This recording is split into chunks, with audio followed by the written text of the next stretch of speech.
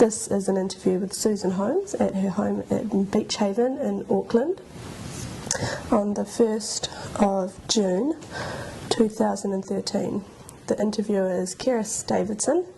The interview is being conducted in relation to the New Zealand Fashion Museum's up-and-coming exhibition in September 2013 on fashion in the 1970s called The Age of Aquarius. And we will begin. So, can we just start off with your full name, place and date of birth?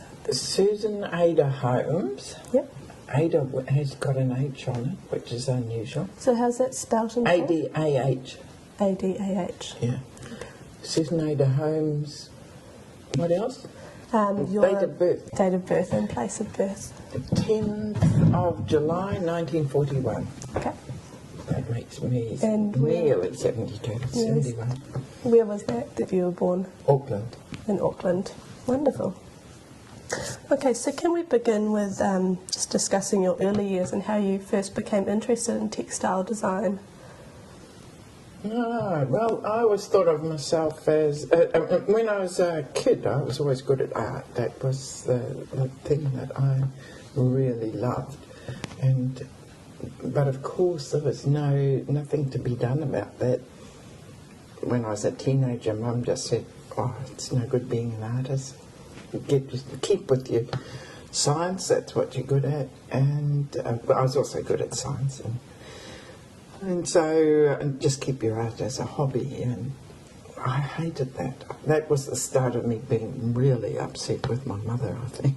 Well, not the start of it, I was usually upset with her. But it made a real difference in my life, just knowing that it was always just going to be a hobby, and I loved it so much. And anyway, so I went on and got a home science degree. Then I lectured there, and all the time I was doing painting and drawing. I draw my flatmates, that's one of them up there. And I had paintings while I was a student in Otago. I had painting, Charles Brash bought one, and it went into the museum there. I forget the name of it. It begins with H. Anyway, I had exhibitions and Was people. it the Hocken? Or? Yeah, the Hocken. The Hocken. There's one in the Hocken. That's good. Someone's got a brain. And so I saw myself as an artist, really, and I wasn't very serious about my career. Didn't want to be a teacher, and ended up lecturing at the home science school for a couple of years. Then, and I was married by then went off to England. And I drew all the time in England, but I didn't take it very much further. It was quite a struggle to survive. You had to work, and that my marriage was terrible. That was to David Holmes, who was a poet, and so we got about a lot and met poets and went to things. And then we came back overland by bus, and all the time I found myself looking out for textiles. I didn't know I liked textiles. I was hopeless at sewing at the home science school. I was never very good at sewing. I was just click-handed, and I really hadn't sewn enough and was too rough. And I didn't think it was nearly as important as art. And then coming back overland, the textiles were just amazing. I didn't do all the things that textile artists do. I just was brought up my mother was an intellectual, put no value on knitting and sewing, thought they were far too hard, and that's what dumb people did. It had no respect for those skills and just wanted to loved it when I was an academic. Anyway, I just found I was buying textiles and crossing Afghanistan, Iran, Greece. Wherever I was, I would look for the textiles because they were transportable and I seemed to love them, and especially in India. And came back with quite a few in my luggage. And little did I know the collection that would develop into as I got older and got exposed to even more. And it takes up the whole cupboard and quite a bit of the chest of drawers, so, and it's all around on the walls. And so when I came back, I had to do teaching, so I did relieving teaching at school, did science. And then still I wanted to paint, and still my marriage was bad, and I didn't know what to do with myself. And here I was at 30 hours, and my friend, am I going into too much detail?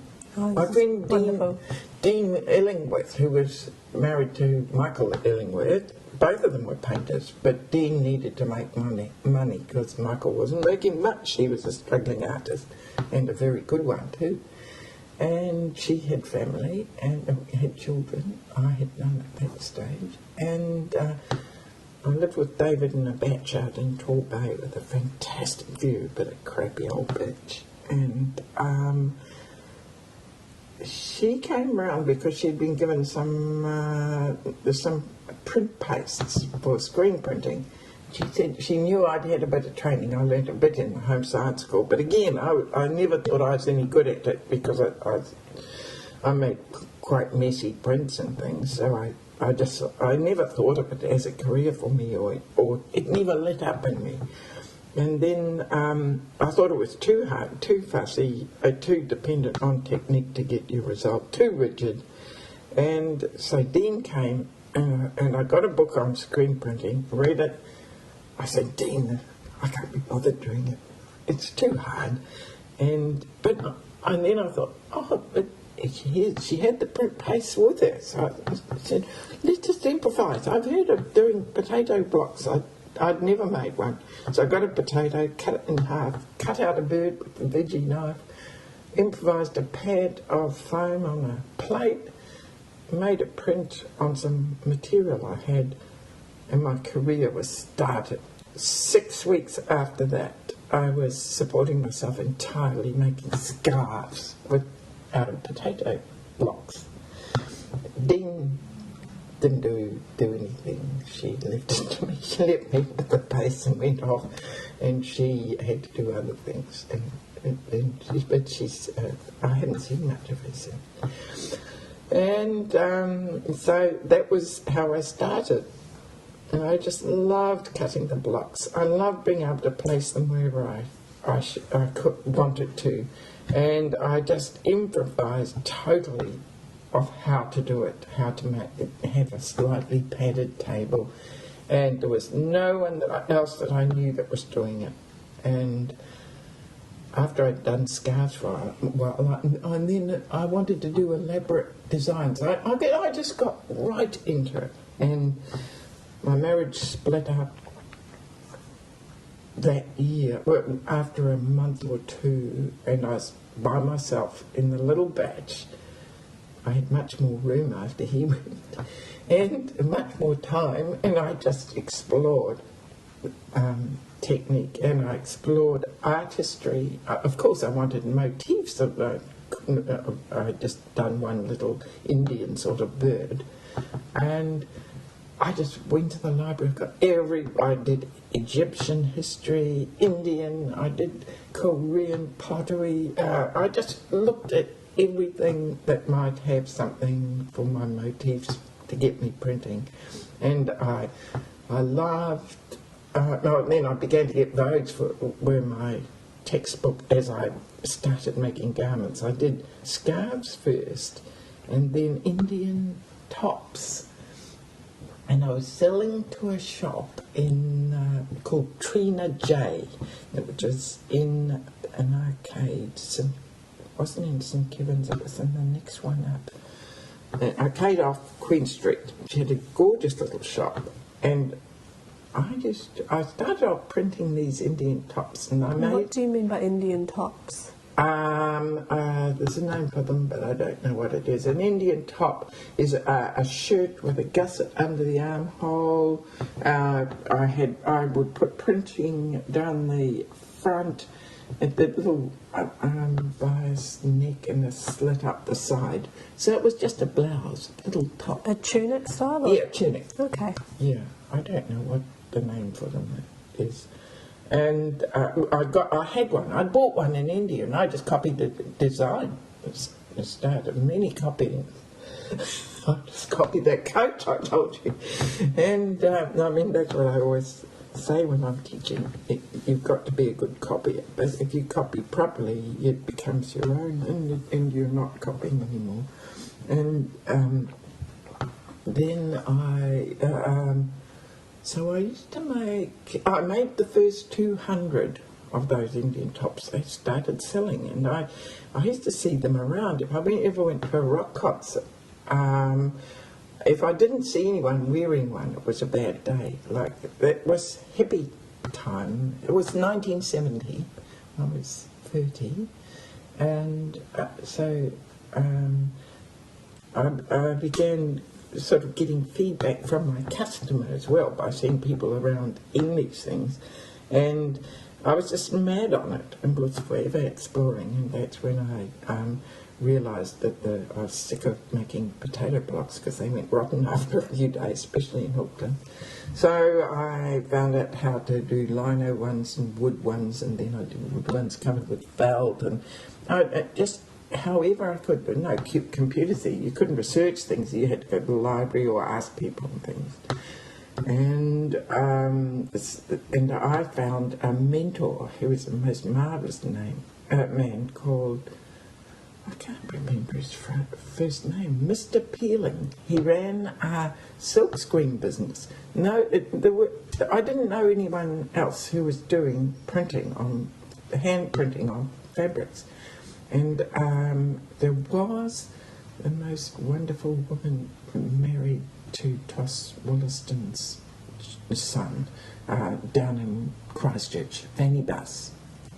Oh, what relationship did she have to Wollaston? I don't know. But yeah, Fanny Buss. She was doing block printing, I think, more than screen printing. And so, of course, I knew about her, and I'd seen some of her garments, but I'd never spoken to her. I never did speak to her or meet her, but she was the only other one I knew. And Mr. Peeling used to print things like ribbons for prize bulls, and so he could do gold on satin to put the lettering on the ribbon of the bull. And I never saw the bull either, but I did see his ribbons and what he could do. And he had written a little booklet on how to do screen printing, and I got that, and I realised that block prints were too limiting. Screen printing gave me the possibility of doing big sweeping designs of like Art Nouveau designs on scarves and things, and so I had to have it as part of my repertoire, although I never liked it and I never got myself fully set up. But I had about 6 or 8 screens, and found out how to make them, found out how to jolly well make it work. And I had terrible sessions of printing gold, and the gold clogging up the screen, and then everything setting. I can just remember the total mess of trying to get a scarf order out. Yeah, because the shop was starting to order things, and people were wanting particular things, and I was starting to satisfy customers. And by then I had sewing ladies, so I spent my time printing and cutting. I've always cut. How did you get sewing ladies? How did that start? Well, after I'd sewn the first 200 or so, I realised that what a waste of time I was taking. Much better to get sewing ladies. So I got some local ladies who would come once a week and get just for pocket money. And I sold those Indian tops for $13.95. and so you didn't need that much. I might sell 4 a week. Something I must have paid this ladies not very much. So that was in the 70s. The price of them's probably still the same when you buy them from the cheap shops. Or made overseas. Yeah, I don't know if people kept them.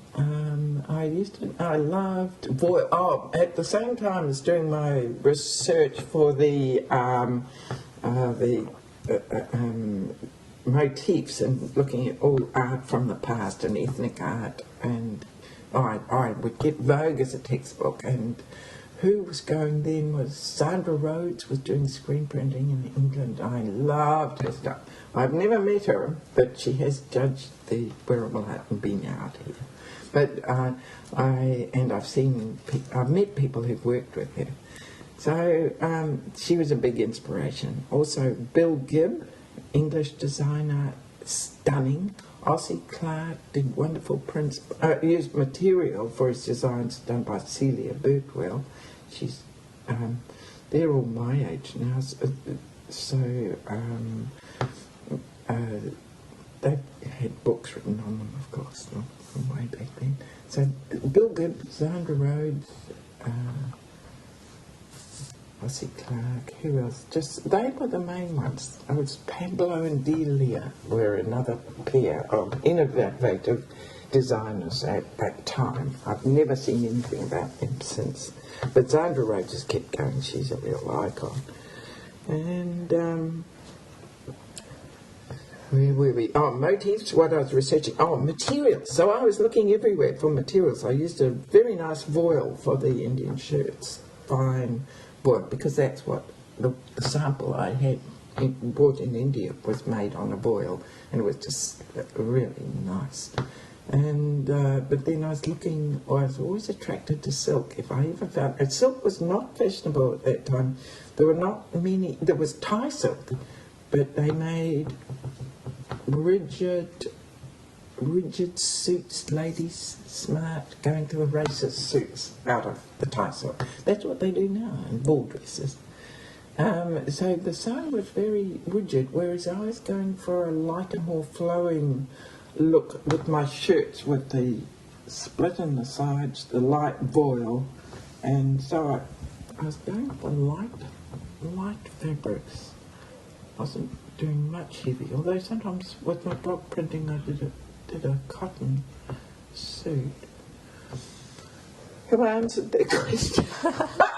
yeah, that's wonderful. We're just about getting to the mill time, aren't we? Yeah, I just am interested as to why you decided to apply it to your textile designs to fashion. What drew you into that? Rather than interior.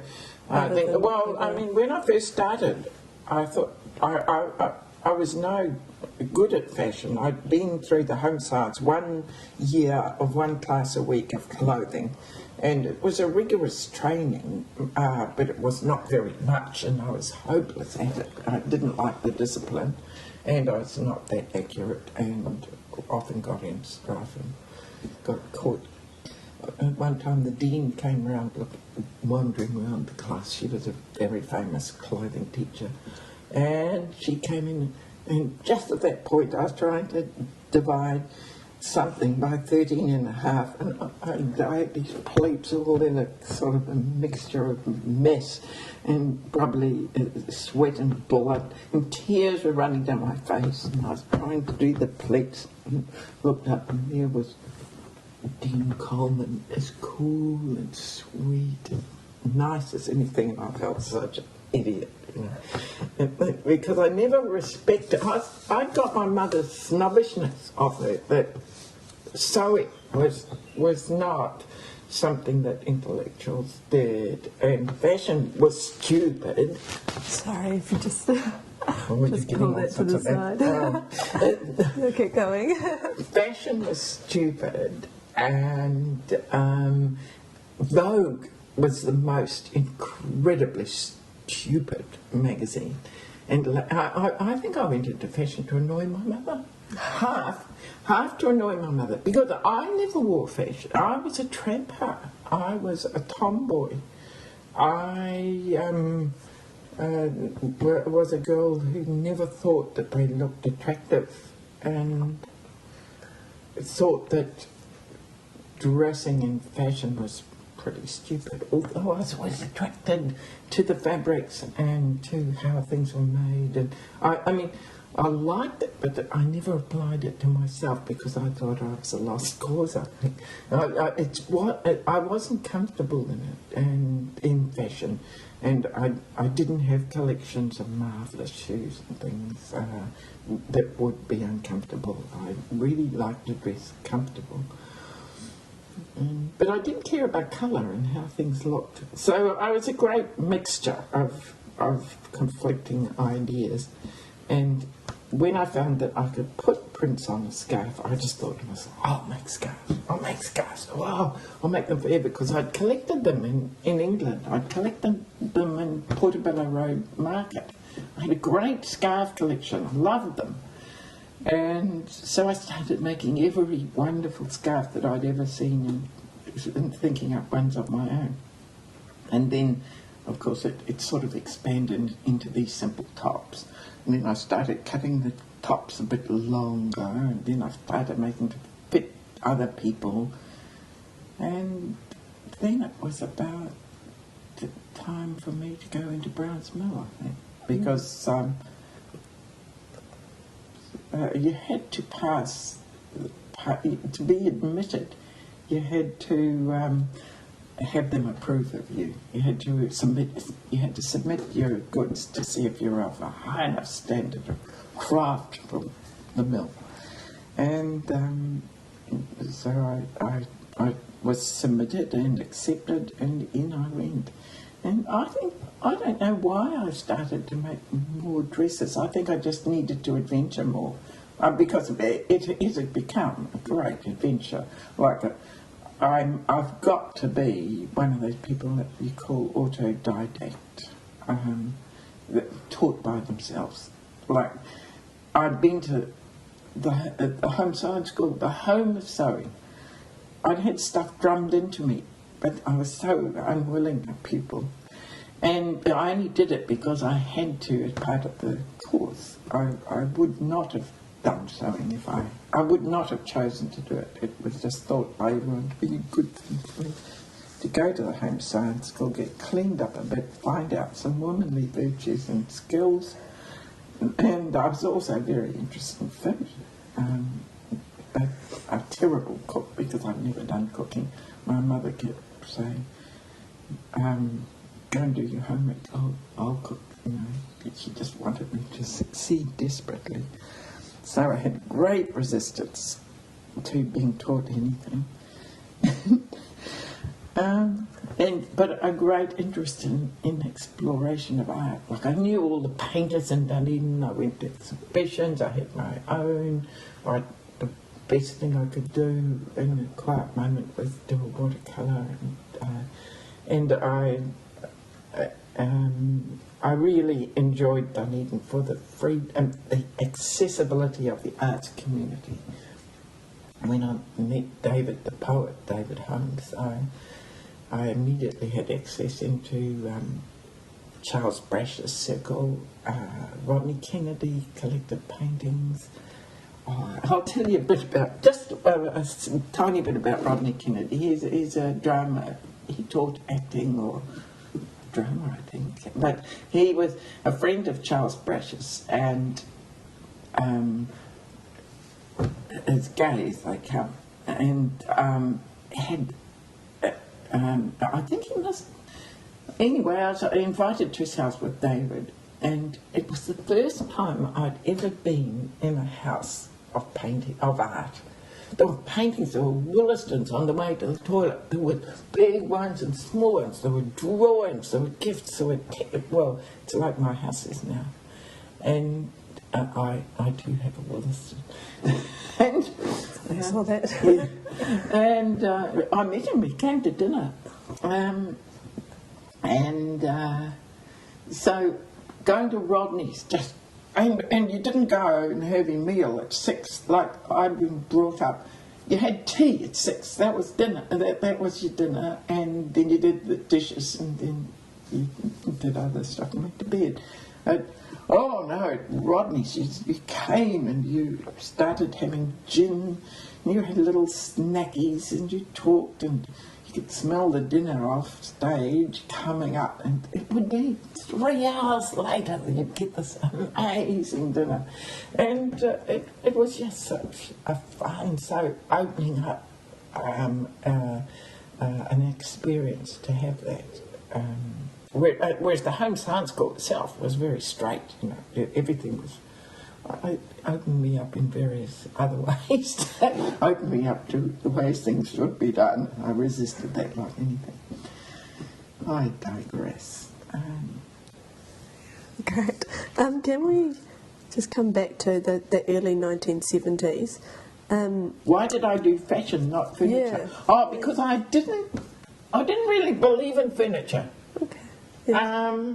It was something as a student. I've always had a student aesthetic in that there's nothing in this house that would have been bought new except a few things from the warehouse. It's all acquired in the student way. I never got over myself to ever making money and having money. I mean, I made enough to get by, and if I did that, I was very happy and stopped making more. Like, so furniture, I think I've never really looked at it much. I like it when I have to have it. I'll get the best that I can find, but I won't think, oh, I must cover my... Well, I do, but I put old cloths over them. And so I think that's why I've never thought of interior decorating. Although, I mean, I use it to inspire myself. My favourite magazine is World of Interiors. Have you seen that magazine? I'll show it to you anyway. It's the most marvellous interior magazine, but it's got everything quirky, ethnic stuff, people with not much money, people with loads of money. It's just the most expanding magazine. Yeah, you'd love it. Okay, I better shut up. You tell me when I have to. Why did I pick fashion? Fashion grew on me as where I had to make money because I'd given up to teaching. Scarves sold, tops sold, but I could see that people wanted other garments. So I was fulfilling the need of the customers who were coming my way. And once I got into the mill, and I was in there 1 day a week, or 2 at the start, I think, and so I met the customers, and I began to relate to them, and of course I was fulfilling the needs of the customers, and I think that's what I've always done. Yeah. I wasn't particularly fulfilling my needs, except my need to explore and make things, but I didn't think, I would never think to make these dresses for me. Yeah. And people often, that was something that people would always comment on.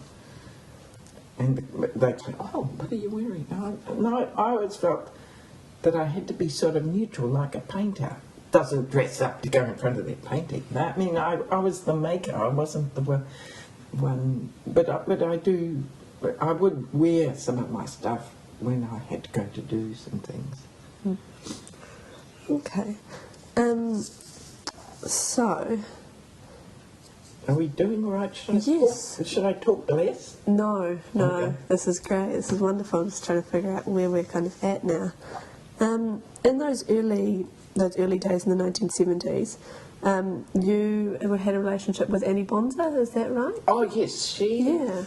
I came to meet her through friends, I think. But I love to shop. There were 2 good shops, in my opinion, at that time. Besides Trina J, which was sort of lesser, there was Tiger Moth, which I thought was incredibly impressive. But I think my attitude at that time was how it had been at the home science school, that I was no good at sewing. Well, it Look at me, I don't. I still had to look up a book to do the fly. So, where I was coming from was that I was a rough, sort of studenty, outdoors girl who just happened to like making things. And so I'd go into their shops. They were not full of things that I would buy. I wasn't buying clothes. I would still have the student mentality or the poor artist mentality. And so I wouldn't be looking. I was there for the thrill of seeing the stuff. And as I saw their more adventurous clothes, and Annie Bonzer was one of those adventurous shops. She was with Murray Grimsdale at the time, who was a marvellous drawer. And she was very artistic herself, very good with colour. And I just loved the sort of applique work she did, and stuff with big swirls and things. I'd look at that and I thought, I couldn't do that because that was sewing, and I thought I was no good at sewing. So, but I'd be inspired by the nature of her adventurous and bright and happy clothes. And I met Annie herself, and I said, I think I may have turned up there.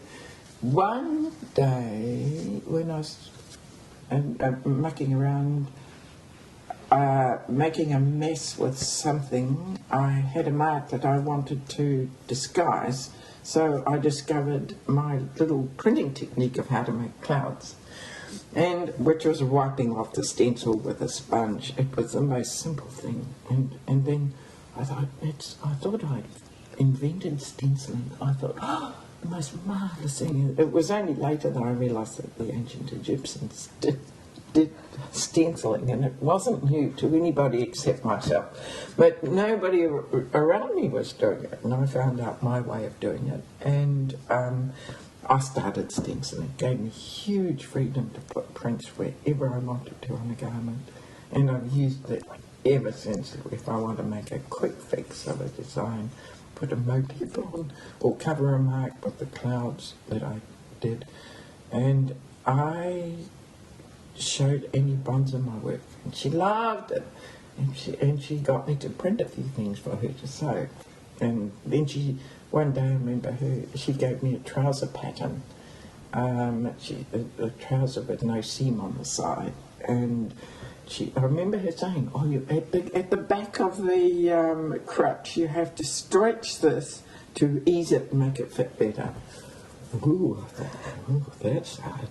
Anyway, so I started making trousers, and then I started making different tops, and I just got more adventurous. Yeah. So I was very grateful to Annie. You're very sorry, what? Very grateful to Annie Bonzer. Yeah. Okay. So you were getting into talking about Brown's Mill. Should we move into that then? Yeah. Are you able to describe what it was like at Brown's Mill? And so you talked a bit about the process of how you got in there. How did you hear about Brown's Mill? Oh, it was the only place, really. There were two places. That's why I said to Doris the other day, it really was unique. It wasn't as though really good craft was everywhere. Why Brown's Mill died in the late 80s was because craft had got everywhere. Every mall in the 80s had a craft shop. Every market it was everywhere. But at that time, Brown's Mill was where you went if you wanted to. But there was New Vision, was in the same arcade, was a very good pottery shop, and also had prints and things. It was a very artistic and marvellous shop. And Brown's Mill was similar people. And how can I describe it? And then up the road, up Queen Street, a bit was Cook Street Market. And they were true market people. A lot of them did dyeing and printing and things, but they weren't the quality or the of what we were achieving at the mill. Well, we thought not. We were very snobby, I suppose. But it was all. It was in a stone building with old wood. The stalls was...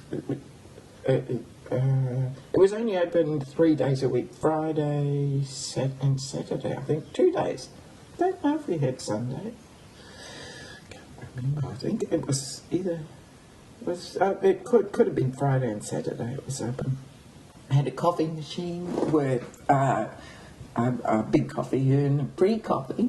Yeah, people got themselves free coffee, and it was full. It was so packed. It was like the most crowded market on some days. And later at the end, you were lucky if 1 or 2 customers came in the door. But in those 70s days, it was absolutely thriving. And do you want me to list any main people in it? Yeah, that'd be nice. There's people I'll miss out because they came and went and I've forgotten. But Frank Bruff, the wood turner, was one of the main people. Peter Smale and his wife. I'm going to forget her name. It'll come back to me. Peter Smale made wonderful furniture out of kauri. Frank Bruff was doing the wood turning, and Zena Abbott was the queen of textiles. She did a most amazing weaving, and she was well known and well respected. She was an artist and went in exhibitions and went overseas exhibitions. She was really well respected. And then there was another weaver, Joan Grove, who it made very practical things and was very good. Like all of them were, but Zena was world-class sort of reputation and featured in books and things. And there were potters, the Inglehearts, they made very useful pottery, very good. Lots of people, What sort of, so there's pottery, woodwork, textiles? Yeah, and when textiles? I came in, shortly after I came in, Valerie Hunton, my great mate and companion and rival, should we say? Well, I mean, the two of us always. What she got this week, was looking at each other's stuff, and we were great friends, and we looked after each stall. But if any of my customers raved about Valerie's things, I'd say yes, all right. And if any of her main customers raved about mine, yes, well, yes, they were nice. so we were quite competitive. It's what we were, and. We learned a lot from each other, and so we were neck and neck with making interesting things. She was more of a painter, and she's gone on to be a really respected and well-known artist, and had most adventurous and wonderful life. She's still alive, lives up north near Kerikeri, and. So the mill was we thought we were very classy, high standard, very popular, and not so much a market but a craft mecca, I suppose. And so my weeks became different. I would go from week to week. Well, that's how my money went. And I met customers, and that's when I began taking orders, being inspired by what customers wanted, all the time researching, doing new things. That time I was in a relationship with an Englishman who, and I had a child. The next thing I did was have a child, and that must have been, he was born 1974. Well, surely not that late. He was born I don't know when he was born right at this moment. I can't remember. Anyway, whether it was 72 or 70. Yeah, I think he was born 74, I think. Alex. Anyway, so I was there in the mill with a young baby, and I had just gone in for the Benson and Hedges. Why did I like competitions? Because if you went in for a competition, your stuff got shown. I think I'm wondering when the first fashion parade for the mill was. But we were always wanting. We had the meetings, of course, of what we should do and how people should clean up the dishes more, and all those sort of meetings, and how we should promote ourselves, and whether we would want to be down by the tourist boats with placards, or all those sort of things that a group of people would do. There must have been. Would there have been 20 people at the meetings? A terrible memory that I can't remember how many there were, but some people would remember. But meetings where you had to come to decisions and use your money, and we had to pay rent, I suppose. Did you each have a shop, or was it a stall? It was a stall. And so you were next door. You could always get someone, if you went out to get something to eat, you just watch my stalls, that sort of thing. So it was, oh, you don't know anything about it, do you?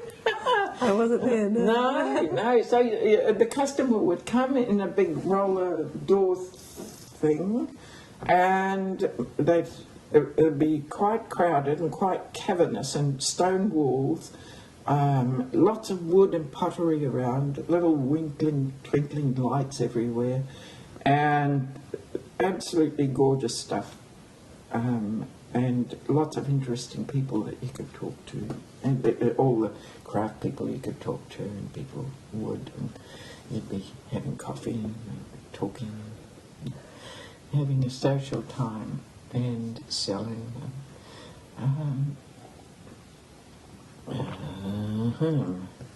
So that was what it was like. There'd always be flowers. You'd put up flowers to decorate your stall, and I'd come in with a big bundle of dresses. I'd make, say, anything from 4 to 6 dresses a week, sometimes more. My job would be to finish them off, so the last buttons on, do that, label them and things. That would usually take nearly a day to label. Oh, I must have had more than 4. Must have had more garments. But they'd need finishing off and pressing, and sometimes they'd even need heat setting. I had an iron there, and I'd be doing my thing, and finally by sort of the end of the day on Friday, my stall would be what I thought ready. And so did you work on it during the week, and the main focus was for the weekend? It was shut in the week. Oh, I see. It was only open Fridays and Saturdays, I think. Okay. And then at that time I'd left. I was in the relationship. At some point I went, I'm going to cough. Oh, sorry. That's okay. At some point, I went to Waikino with my partner and my 1-year-old kid, and I used to drive up there every weekend to the mill.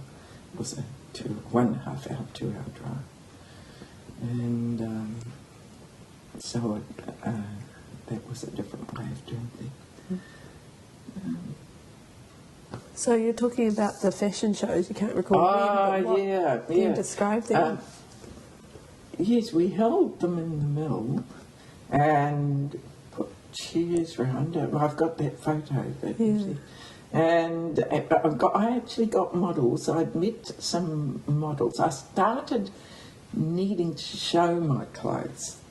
I'm trying to remember how I did my first adventurous things. I think I just did bit by bit, discovered how to cut and how to make more adventurous things and make more expensive and more glamorous clothes. And quite early on I made that dove dress. I'm not sure what date it's got on it, 1974 or 76, I'm not sure. And so it was within 2 years, I think, was when I went to the mill. I started in 1970, simple things, scarves and then Indian tops.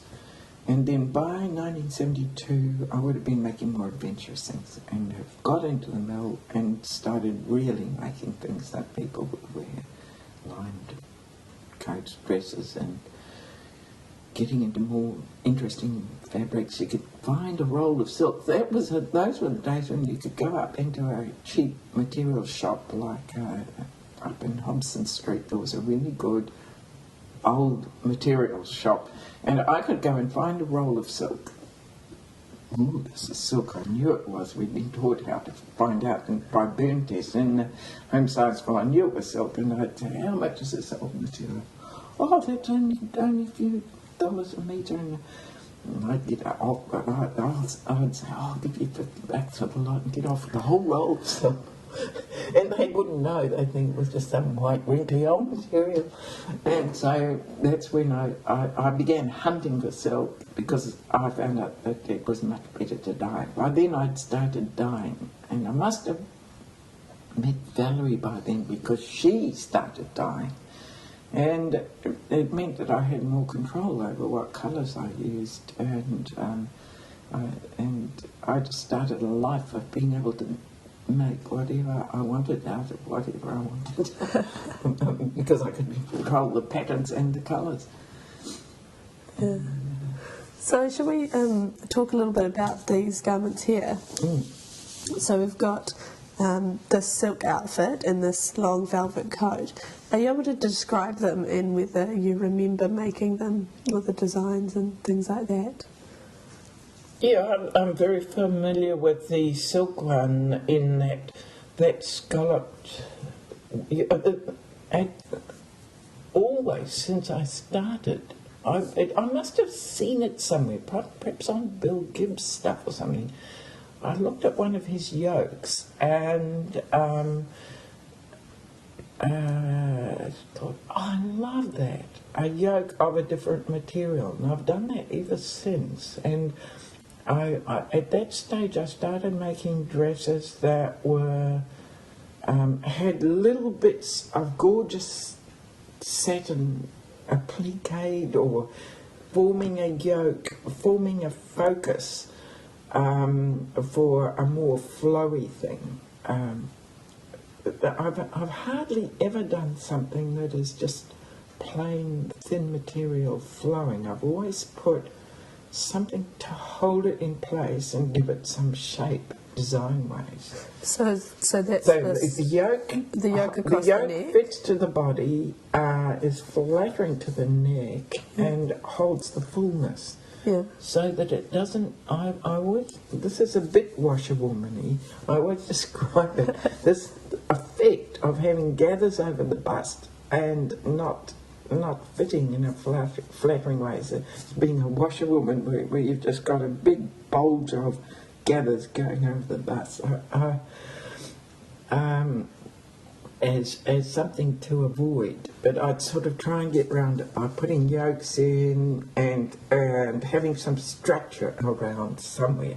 So I just found that I loved these little elements of structure as a design element. And I loved the scallops. I loved the sort of femininity of these clothes, which I wouldn't wear myself. They'd drive me crazy, because I like the feel of a t-shirt. Not a dress that flows and gets in things. And so this I would have cut the silk roughly and dyed it, and then cut it accurately and printed it. I never wanted to waste my printing. I very rarely had the thought to print something all over. To do that, you'd need to get a screen printing set up, you'd need more room, and then half the printing that you'd done so painstakingly would be cut away and thrown away, or you'd have the primo part of the printing under the armpit or something. So I tended to cut my clothes first. I always knew what my shape would be, and then put the printing on in where I wanted it. And with the versatility of the stencils, I could do that. Yeah. Is that how it's dip dyed as well? Yes. Around that curve in the hem? Yeah. Yeah, I would have gathered up the curve and put it evenly in the dye. Yeah. And if I had any marks, the more dyeing marks that were mistakes, the more clouds would go on the garment. And the clouds were essential. And around where the yoke is, that would be dip dyed into. I used that dip dyeing a lot. And yeah, there we go. So this one here, just describe that. So that's got the navy blue long velvet coat. I've got a bigger picture underneath. Oh, yeah, the big coat. Now, by this time, when I always With the silk lining. print the linings. I still had the feeling, even though I was making these really quite glamorous and skilled things, I always had the feeling that my clothes weren't proper because I felt that I wasn't properly. I had the thought that my mother had sort of told me, oh, we don't do sewing and knitting, and we're not good at making clothes, and it doesn't matter anyway. Those things aren't important. And here I was finding they were important, and that I loved making them, but I still thought that I was quite cack-handed, and that I had to work really hard to make them acceptable to people. And I think that's, plus I like working hard and I like putting motifs on things. So it all went together. I wouldn't have made a plain coat and thought that someone would like just the plain coat. I would have thought, oh, they'll really love it if it's got a nice flower on it. So at times in my career I've got more simple and I've just gone for textural or something like that. But those, that happened when I got some parachutes in the 80s. Someone came by and said, I've got 4 parachutes, do you want to buy them? I said, oh yeah. And that was in the late 70s, early 80s, I think. And these parachutes had the most amazing stitching, reinforcing stitching on them. I've got no pictures of these dresses. That was before I met my photographer's husbands, and so there's only the most crummy photos of some of those garments. But the decoration of the stitching that was already on the silk was enough, and I didn't do too much extra. So putting the flowers and the birds and things and decorating the linings were just to make it irresistible to someone who would then buy it. But it was very satisfying to me to do those things. So can you recall, you talked about the design influences of these scalloping and fabric, the design influence of this jacket here, this coat? This was one of my favourite flowers. I would have found that flower on a textile. It looks sort of Persian to me, that particular stencil. And some things I would just design from the actual flower. I would make the shape, and others I would find an old textile or a bit of pottery that had a nice motif and then develop it up into a design. And of course, because the stencils were so versatile, it would look different every time. That's about. Then the style of the garment is the opposed style to textile as well. Again, it's got the scallop around that little collar. Yeah. I've always been, with my designing, it's almost as though I designed for a dancer. I've always designed for the movement of the client, of the person wearing it. Let's call it the model. And so if I'm designing for a dentist's wife, I design for a good fit and for it to look good at the wedding that she's going to, something like that. And if I design for a model to be shown in a show, I expect that model to be beautiful and to be floating and gliding and carrying on and looking good. So I'll design the dress that way. if I design for myself, I expect it to be comfortable and make it in a dark colour so I won't mess it up. And so the design, but I don't so much copy what the fashion is, although I keep a good eye on it. And Vogue was my textbook. It was so nice to be forced to buy a Vogue quite often. And I think, oh, if I get even one idea from this. I kept a good eye on overseas. I knew what was happening through the Vogue magazines, and I liked going in other people's good shops. But I never researched the nuts and bolts of ordinary designs. And although I had to make these, I mean, there's things that you have to find out how to make a collar fit. I remember struggling like anything and finally getting a book out on it, I think, and finding out how you cut a collar. And I still work that way. Like I'll copy from anywhere to achieve what I'm going for. And I'll try anything. Yeah. That's why I began moving off from silk and finding other materials. And that's how I got into spraying, because this polyester came in, you can't dye it. And sometimes I would have to use it, and then the print paste sticks to it. So to cover a large area, I started spraying it with the vacuum cleaner spray.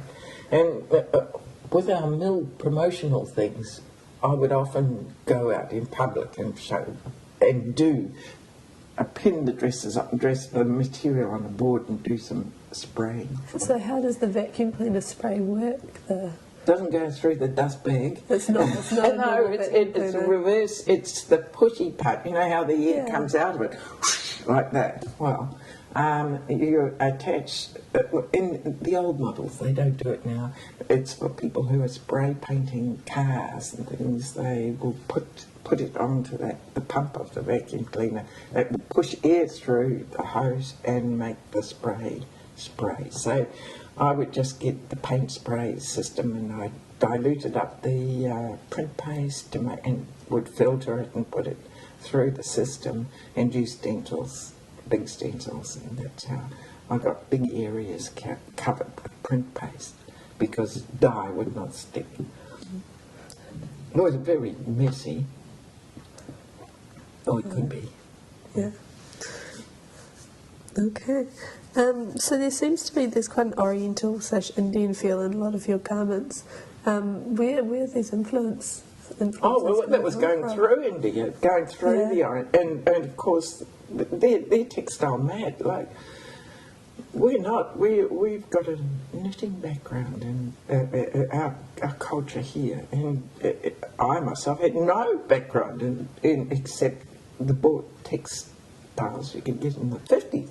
That was it, and to see the textiles that come out of all the countries that I went through was it just blew my mind. And Japanese things. I've never been to Japan, but I was so influenced by the Japanese design, and I loved the way the Japanese designers would put quite concrete, sort of strange thing like a drawing of a fan or something and print that on the kimono, and have them scattered about large areas. I just loved their design aesthetic and copied it like anything as much as I could. I think where I've been lucky with my copying is that I've always been such a bad copier, because I'll get inspired and then just do it my way. And so I just copied heaps of Japanese ideas of how they do things. Okay, I'm just going to pause it here. Okay, so we're recording again, and we're on to track 3. So now we're going to move on to discussing Benson and Hedges and how your involvement with the competition and how your interest in this started. Should we go with that first? I can't remember who first told me about the Benson and Hedges. It wouldn't have been something that I would have thought to go to. In fact, but I did want to enter. Someone must have known about it and said, well, you should go in. And so I had Alex by then. I've simply got to remember, now, my twins were born in 80, what are we now, 13, 20? They were 82. Alex was born in 1974, so in 74 I went in for the Benson Hedges, so that gives me the date. And I had a new little baby and I made a dress.